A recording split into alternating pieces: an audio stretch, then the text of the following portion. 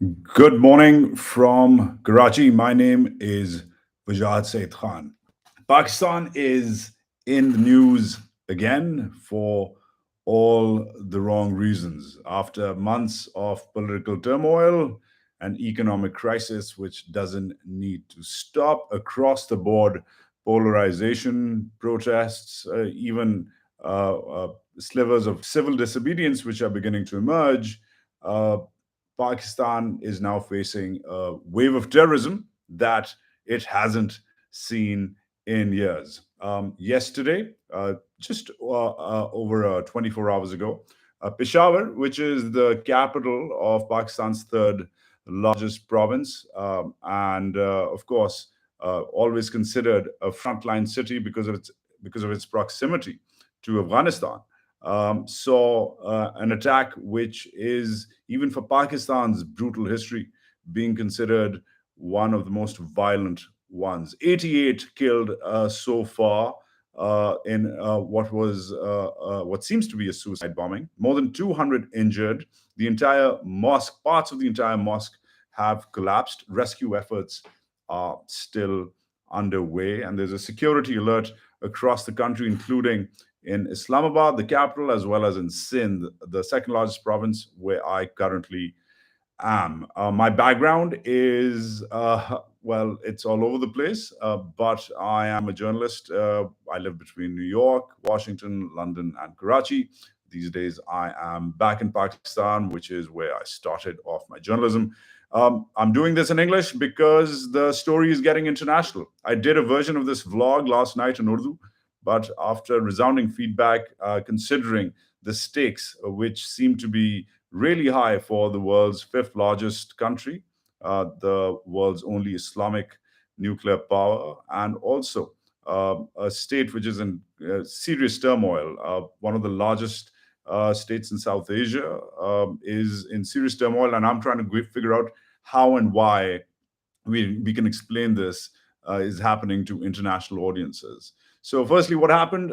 This is the continuation of a series of revenge attacks, which are happening, which have been happening since the local franchise, the Pakistani franchise of the Taliban, called the Tehrik-e-Taliban Pakistan. Let's just call them the Pakistani Taliban or the TTP, has effectively declared war on the Pakistani state. However, strangely, this attack is not being claimed by the Pakistani Taliban or the TTP, rather, a sub faction, a splinter group, if you will, called Jamat-ul-Ahrar. The Pakistanis managed to knock out the leader of this faction a few months ago, and the new successor of this faction, the new chief of this faction, a chap called Omar Mukarram Khorasani, is the one who's claiming this attack. Interestingly, the Pakistani Taliban, who are considered a terrorist group in the US, in the UN, and of course here in Pakistan, they're outlawed, they have walked away from the crime scene. They are not, and I repeat, this is strange, but they are not claiming this attack. Rather, they are letting a faction of theirs claim this attack. Local media, which has been reporting on it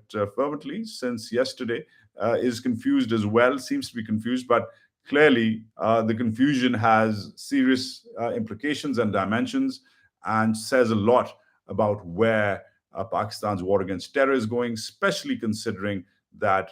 On the one hand, these groups are cousins, so to say, local franchises, affiliates of the Afghan Taliban who live right next door in Afghanistan, but they're also on their own, semi autonomous and out of control, which creates a larger conflict about who to talk to and who to deal with and who to hit when it comes to hitting back, which is something the Pakistanis should have done yesterday.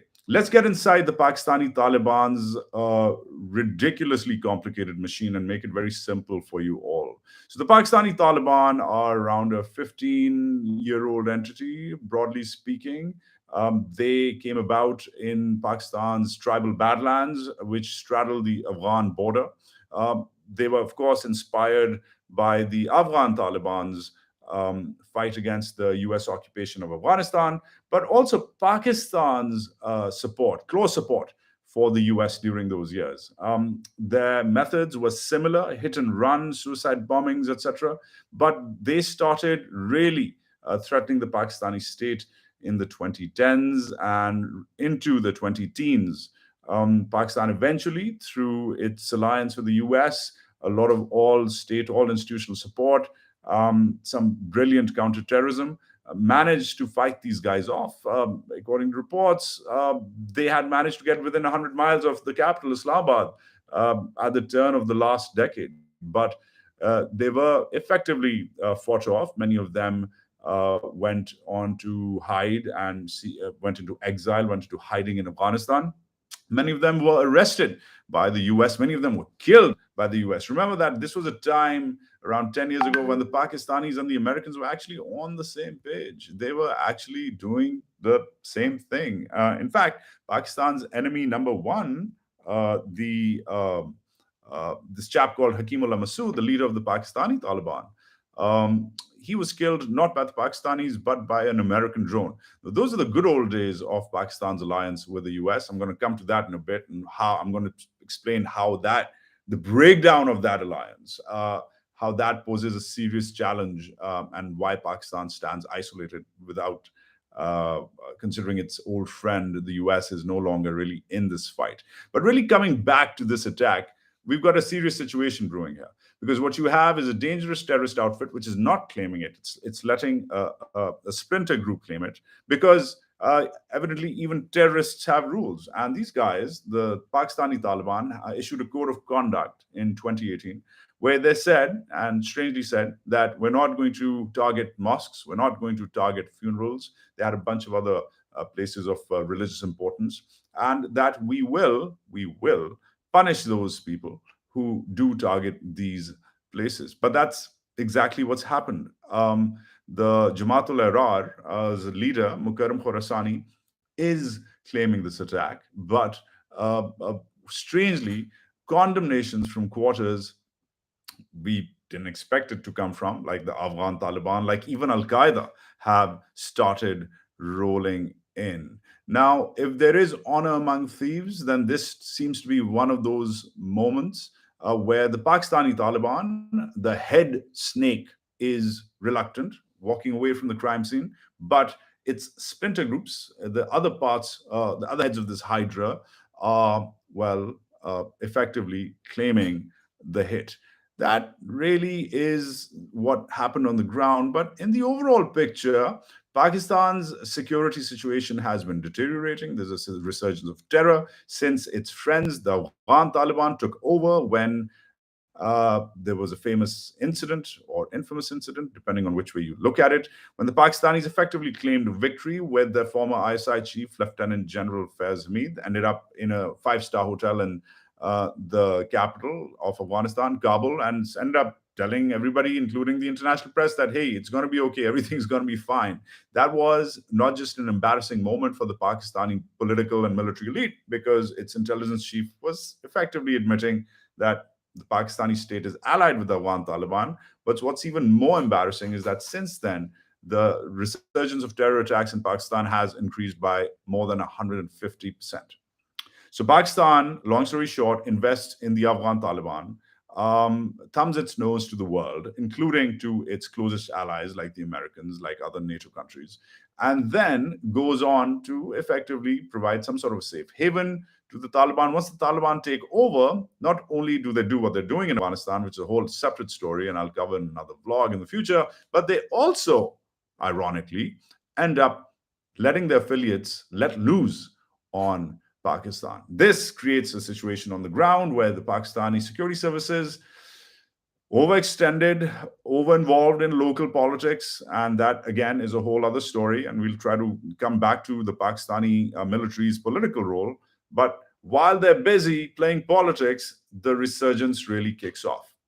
Peshawar, which is where my mother's from, by the way, I have lots of family there, becomes a frontline city once again. Clearly, Peshawar is not ready for this. There are serious security lapses. Questions are emerging about the intelligence gap, considering this attack was in one of the most sensitive parts of Peshawar, very fortified cantonment, police lines area, lots of army, lots of cops. How was their ability to intercept these attacks weakened? That is a question which is disturbing. What's even more disturbing is the increasing trend of suicide bombing in Pakistan. So if you do the math, the metrics really are disturbing. There have been hit and run attacks, there have been grenade attacks, there have been rocket attacks. There's even been a couple of complex attacks. There's been a hostage situation over the last half a decade or so, but we haven't seen the resurgence of suicide bombing. Now, suicide bombers, as you know, are a long supply chain. You have to recruit people, you have to train them, you have to brainwash them, then you have to place them from wherever they're from into these important, strategically important urban centers to hit targets which are not just sensitive but also high impact, which will create a lot of noise. Um, Suicide bombers are not just back amongst the Islamist groups like the Pakistani Taliban, but also more extreme groups like the ISKP, the Islamic State of Khorasan province, or the local version of Daesh, and even more disturbingly, amongst the Baloch separatist groups, which are not religiously extremist, but are rather separatist. In fact, they're rather secular. So all of a sudden, in the last 12 to 18 months, we've seen this resurgence thanks to the Taliban next door and their loosey-goosey policies of, all is fair in love and jihad. But there's also a resurgence in groups which, frankly, never used suicide bombing as a tactic and are now doing exactly that. That is something which creates a baffling quandary for the Pakistani state.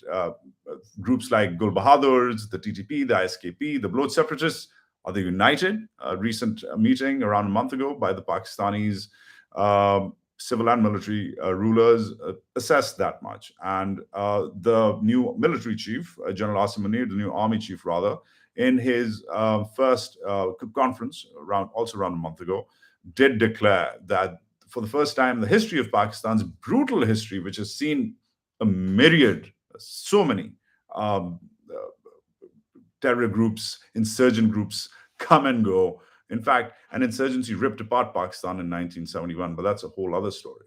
But Pakistan's had a long, brutal, violent confrontation with all sorts of terror groups. But the fact that separatist groups, Islamist groups, ultra violent, nihilistic Islamist groups as well are uniting is disturbing. And the fact that their ability to train suicide bombers as well as deploy them is also increasing is a disturbing new trend in this new war against terror, or as a friend of mine in Washington, Asfandyar Mir of the United States Institute of Peace, has termed it, the second war on terror. But our theme today is about uh, knowing thy enemy. You need to know who you're fighting before you fight them. So, again, for a local as well as an international audience which wants to a more advanced version of what I did last night in Urdu, here are the details. The Pakistani Taliban, the TTP, uh, uh, uh, prescribed terror group here, as well as considered terror outfit in pretty much every organization in the world, according and even the U.S. State Department, is now, according to experts like Abdul Basit, another affiliate of mine who researches out of Singapore's one of Singapore's best public policy schools. He has assessed that this group of thugs now, these terrorists now, are a decentralized conglomerate. They are a network of networks. Just to give you context, these are not heterogeneous groups. 22 factions have joined the Pakistani Taliban, 22 of them since 2020. Now, groups like the Jamat-ul-Ahrar, the guys who are claiming this hit, have joined with other groups and then joined the Taliban. This is almost a mafia like setup at this point, but still much more horizontal than vertical. Even mafias have a boss, there's a godfather, I guess, and then there's the capos and the lieutenants. These guys are much more horizontal and autonomous, which their decentralized structure makes it more difficult to deal with them, to detect them, and obviously to negotiate with them. Unfortunately, because of the conspiracy theory narrative that is quite, popular in Pakistan, and especially because of the civil military divide, where there's very little confidence in the Pakistani security services because of all the things that they get up to, besides their day job, which is policing and guarding the country. They also end up getting themselves involved politically in the country. That has, of late, created a pretty bitter sense of polarization. Pakistan is more polarized right now, if I may dare say so, than the US, which is my other home. It's really bad politically speaking. And that was evident on social media yesterday through today. When the attack occurred, a lot of people started blaming the wheels within wheels of the Pakistani military being behind this, perhaps to make a situation where, well, can get away with murder and perhaps even impose some sort of emergency, delay elections, etc. There's all these theories, all of them, of course, without evidence, which were floated, reflecting the bitter divide between skeptics, the population of skeptics in this country, which is increasing day by day, and the military. But if you get a little more academic about it and beyond the conspiracy theories, which we must do, then this is emerging as what one affiliate called a principal agent problem, where the principal, the Pakistani Taliban, are walking away from the crime scene, and the agent, in this case Jamat-ul-Ahrar, is claiming it. Now, the agent is claiming it because the agent wants to claim it. The agent's last boss has been killed. The agent has an axe to grind. The agent wants revenge. But the larger scheme, the principle, in this case, the Pakistani Taliban, this doesn't fit their strategic objective in terms of a larger goal. Their goal is to set up an emirate in Pakistan. Their goal is to impose Sharia law in Pakistan. They have, unfortunately or fortunately, depending on whose side you're on, they do have some sort of support. They do have people who like them. This is going to decrease and deteriorate that support. So this is, if there is the other third party narrative, of course, some people are saying this is too heinous for the Taliban. The Taliban are still have some sort of a populist streak in them. This is more IS. But when it emerged yesterday that this is not the Taliban, not the IS, but a subgroup of the Taliban, that creates a third party narrative, which really, really makes the ability of the Pakistani state to grapple, to fight, to negotiate with these fellows a little more complicated. The JUA, the Jamat-ul-Ahrar, was, just for context, for those of you who are really interested, just a quick diversion. The JUA came out of the tribal agency of Mamand. Again, I've got family there, know those people really well, which is, again, straddles the Afghan border. But they were always more extreme. And yes, if the Taliban was extreme, then this was the extremist group of the Taliban. I guess they were the right-wing version of the Pakistani Taliban. Always opposed to peace talks, always more right-wing and violent. I remember covering. I was based in Islamabad several years ago when peace talks were ongoing, and the JUA, the Jamat-ul-Ahrar, targeted a district court, not just a couple of blocks away from my house, and killed several people. I could hear the explosion in my home office, and I rushed over and cannot recall the scenes. That would be too disturbing for the sake of this vlog. But the overall proposition here is that they managed to dislodge and sabotage the peace process with the Pakistani Taliban. That raises question about this current Pakistani Taliban leadership. Now, they have had a change of leadership. They have a new leader called Noor Wali Masood. He's a mufti. He's supposed to be a scholar of Islam, a man of God, self-proclaimed, so to say. But his actions in the last 18 hours or so have been remarkably interesting, because the Pakistani Taliban have not just said that we didn't do this, but they've also said that we will punish those who have done this. Now, will they move their words into action? Will that end up creating further rifts within the Pakistani Taliban? Where will things go for the local version? And speaking of the local version, we must concentrate on the bigger Taliban, the Afghan Taliban, our friends across the street, across the Durand line, which they refuse to accept as a border.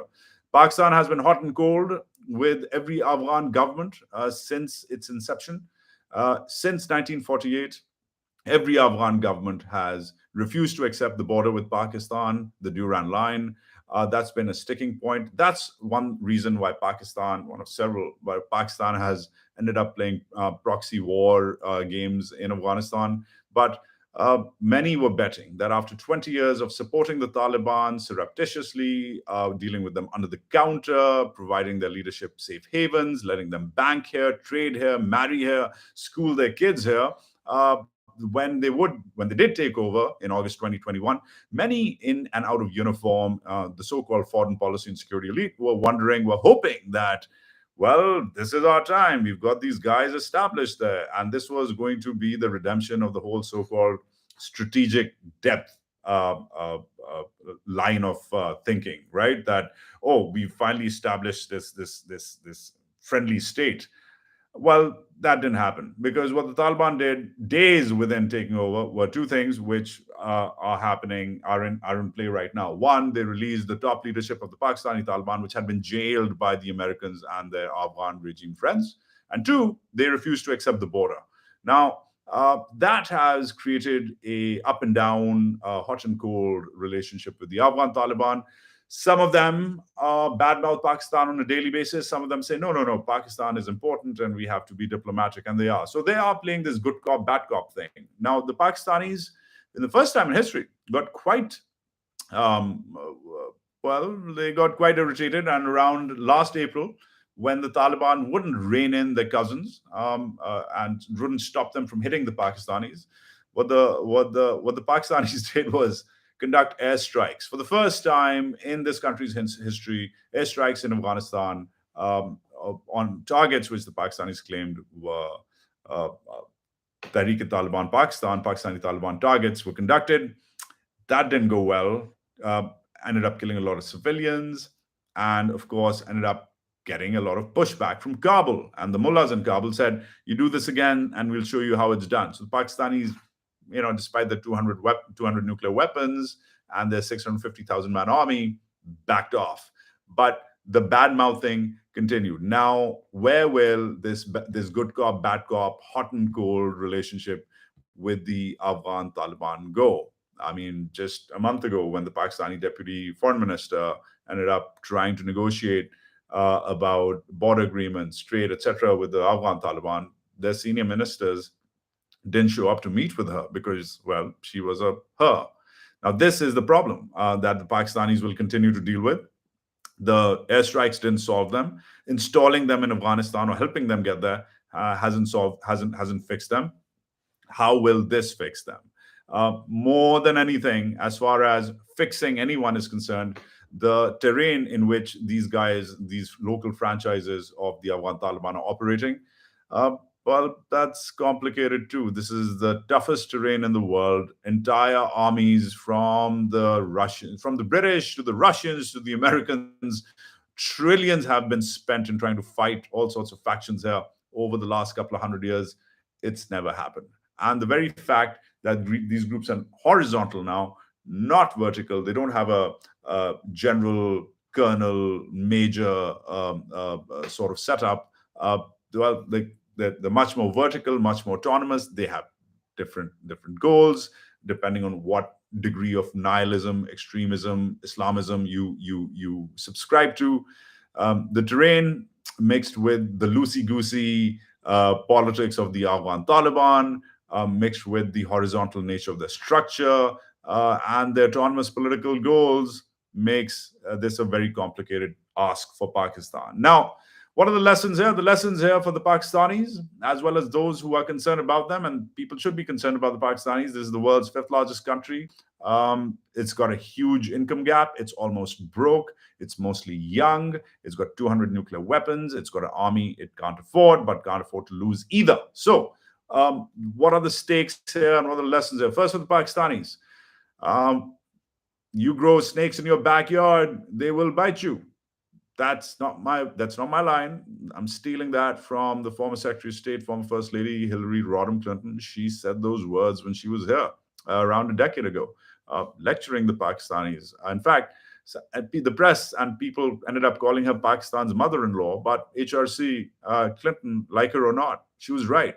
The Pakistanis have overinvested in their friends across the border. These guys are a liability now. And, well, not everybody with this is a liability, as you can tell. But the blowback is real, and it's these chickens are coming home to roost. And the second war on terror is different from the first war on terror, because in the first war on terror, there was a windfall of the alliance with the Americans. There was a lot of money which poured into this country. There was a lot of financial and diplomatic largesse which came with being a US partner, a major non NATO ally in the war against terror. And now we are here, isolated, broke, in a very different place. Pakistan's place on the mantle of American diplomacy as the most important partner in South Asia has now been effectively stolen by Pakistan's old enemy, old rival, India. There's no way I see, or any other political scientist or academic or journalist or observer sees that Pakistan catches up with India economically, democratically, progressively, especially as India cozies up to the US, becomes an important strategic partner. There is no way Pakistan can play that game. That boat has sailed and the only way for Pakistan right now to deal with this seems to be on its own. But the US may have left the region.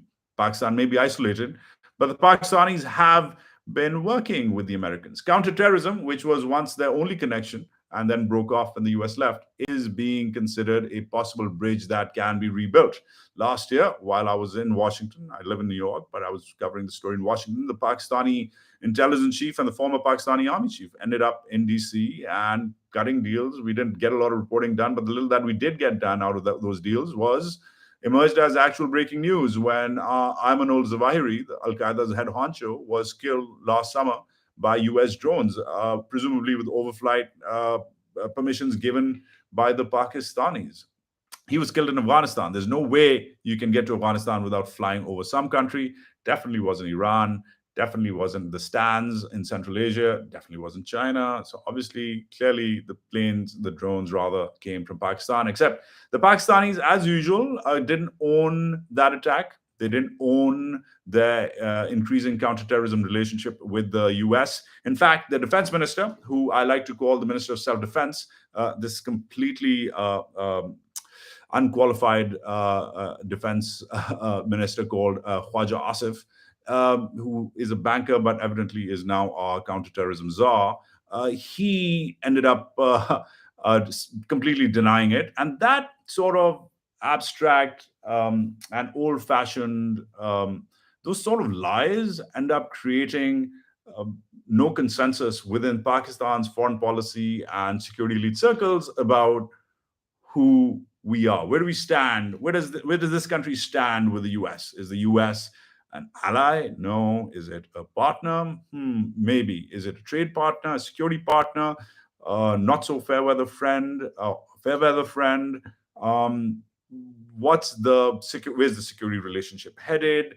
Where's the trade relationship headed? The lack of information about Pakistan's dealings with the US has also been perpetuated by the current political crisis in the country, where millions of people who support the former Prime Minister, Imran Khan, who's ousted last April, they think that the US was behind that ouster, that regime change. So at a time when Pakistan really needs to be talking to the US, be with the US, be clear about its objectives with the US, needs help with the US to amp up its counterterrorism methods, its counterterrorism capacity, because this is a complicated ask, right? This is not a conventional war. You need people on the ground listening. You need birds in the air watching. You need satellites. You need signals intelligence. You need drones.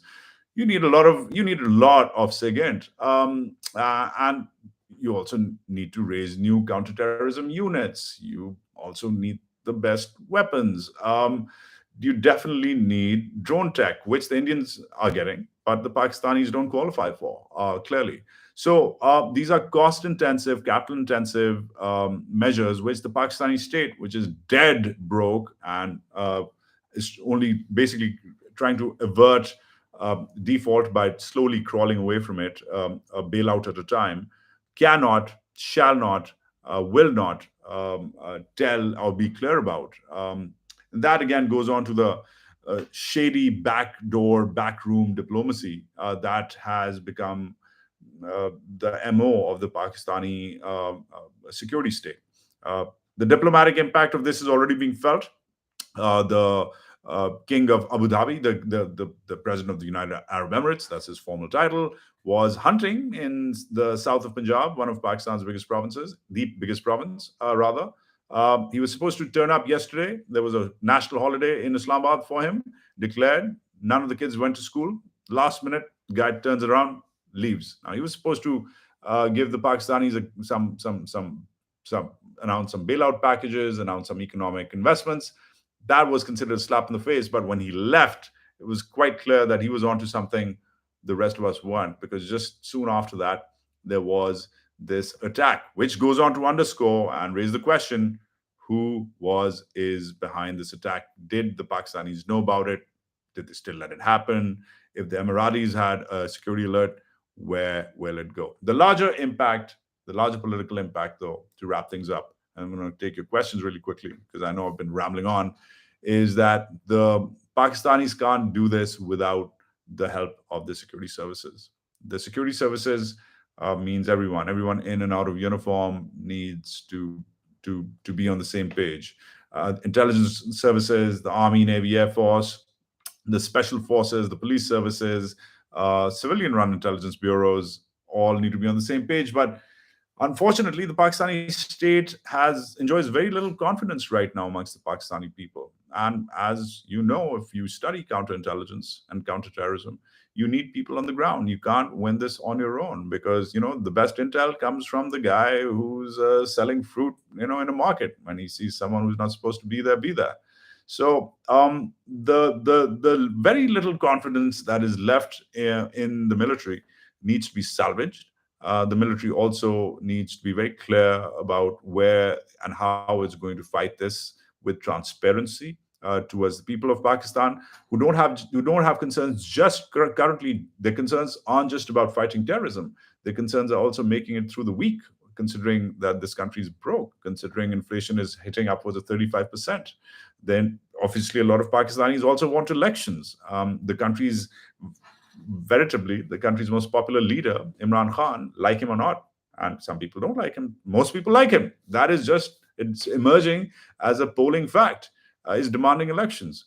How can the Pakistani military dominated security state, how can it move into a all state, all institutional war against terrorism without the support of its people, while denying them their right to vote? So complications here, serious complications here, which end up, well, creating questions which are frankly way, way, way bigger than the current moment. All right. I'm going to take some questions. By the way, I did this, just to be very clear, because I did a similar thing last night, but a lot of people, because the story is getting global, a lot of people in the US, the UK, according to the numbers, the US, UK, Canada, India, etc., and in Pakistan, also speak English. Pakistan is the world's fourth largest English-speaking country, just so you know. So uh, uh, that's why we are doing what we are doing. So let's take some questions. Okay, this is going to be fun. Um, by the way, if I miss your questions, I will try to. I mean, only thing I can say is apologize. Sir, was this attack also facilitated by Raw? Raw is Udit Tripathi. I'm assuming, Udit, you are from India. If not, you sound like that sounds like an Indian name. I don't know, man. You're the one who's in India. Maybe you should call up Raw and ask them if they were behind this. All right. There is no money left to pay the salary for the mercenary army. Yeah, well, I wouldn't call them mercenary army. I understand your opinion, Ange Sid, but yes, there is no money. Training has effectively stalled. The military is clearly broke. The whole idea about expanding and building up new capacity, weapons, drones, tech, that's dead in the water. There's a national action plan which needs uh, action to be operationalized as a plan, and that's clearly not happening. You want drones, you want tech, you want surveillance, you want cameras, you want spyware, you want all these things. You want new units on the ground, birds in the sky, boots on the ground.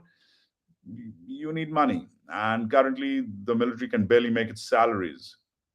Pakistan is getting the taste of its own medicine, and you simply can't accept it. Rohan Agarwal, Rohan, if you heard my the earlier comments, I think you're being redundant, but I agree with you. Hafsa Bajwa says, first, please make clear if this incident happened because of TGP or Afghan Taliban. Hafsa, scroll up, watch this again. I've laid down a very clear timeline on what's happened. Okay. This Hindu Banya and Israeli Yehudi will never let Muslim Pakistani to live in peace. That's Akash Kutte. That's a funny comment, man. What can I say? Raw America Yehudi Sazesh, says Rohan Agarwal. That's funny. Okay. So, Sir Noob Donate says, Noob Donate, please, says, what are your thoughts on India's call for amendments in the Indus Water Treaty? That is a separate blog. It's an excellent question. You're the only one who's raised it. Noob, donate, please. I think it's an excellent question. India and Pakistan's ongoing peace process, if you want to call it that, has reached a very, very interesting point where the oldest treaty, possibly the only functional treaty between the two countries, the Indus Waters Treaty, which has withstood years of war and peace, is now under threat. Well, not really under threat. The Indians say, "Hey, we don't need a third party to underwrite this. We can be bilateral." Now that'll work for India because it's got more muscle and probably got better lawyers, better negotiators. Definitely has the water supplies, which are the premise of the Indus Water Treaty. But Pakistan is at a back foot because just not too many days ago, Pakistan wanted to talk peace with India. Now, and the Indians are saying, "Hey, let's talk peace. Let's make this trilateral thing a bilateral thing. Why get other parties involved?" And the ball is in Pakistan's court, and it may have bitten more than it can chew with the Indus Waters Treaty. But I'll do a show on that later. It's an important question. What else? Moaz Hamid. Bro, is Park ready in default? Already in default? Is there a chance of emergency? Any dollars coming from the US? Recently, there were some drones which used our airspace. Okay, so that's too many questions. I'll just answer one or two of your questions. We're not in a state of technical default on our bond payments, but in a way, we've already defaulted on our citizens. You can't send payment. I can't send any money to, for example, my kid who may be in college. I can't send any money to my sister in London who maybe needs it for because she's getting a new car. Right? I can't send anything. I can't send anything to a consultant who needs to come in and fix my business, who's based in New York. So in a way, we've already failed our citizens and our businesses. You can't send money right now. You're totally locked out. You can't get new letters of credit. That means that you cannot buy anything as a company, as even a government institution in this country from abroad. So you're kind of backed out. You're done. In a way, that is not the contract you sign with your banks. That is when you walk into Habib Bank or Standard Chartered Bank, or whatever bank, they say, hey, this is an account. You can take money, send money, pay money, bill money, do whatever the hell you want. We can't do money of those things today. And that is a default on your own people. We're already defaulting. The government has already defaulted on its own people. The only people who are still being serviced are international lenders. Anshuman Barua, Dada, you Pakistanis said America Afghanistan chhod jayega, Indians ko chhod jaye. Kya hua? Ha ha ha. Ha ha. Funny. Right. I don't get it. Okay. What is your analysis of the man Ajit Doval, current NSA of India? Ajit Doval is an interesting character, isn't he? I should do a vlog on Ajit Doval. You all know about Ajit Doval. Ajit Doval lived in Islamabad when I was living in Islamabad. Interesting cat, but we'll get to that later. Yaar, Urdu mein baat karo. No, that was last night. I'm not talking in Urdu. I feel like talking in English. Deal. Okay. So, how are many factions of the TTP, etc., getting funding still, given all our efforts around FATF? Interesting question. So the TTP is obviously not getting funding. The FATF has nothing to do with the TTP. The FATF has more to do with those groups that the Pakistanis are still allowing to operate in the country. And by the way, the Pakistanis have managed to get themselves off the FATF grey list. So the Pakistanis were definitely not allowing the Pakistani Taliban to get funding. Trust me, because they're enemies of the state here. What they were doing, and they admitted to this, and then they stopped this and took serious action against it, is they hit those groups which are anti-India, which they have been nurturing, according to the record. I didn't say this; they say this. The FATF says this. Their partners in the FATF say this. And it's not just the Indians who say this. The US, the UK, the UN say this as well. So Pakistan was between rock and a hard place and got itself out of the FATF funding. I did a story on how that final condition of removing us from the FATF raised back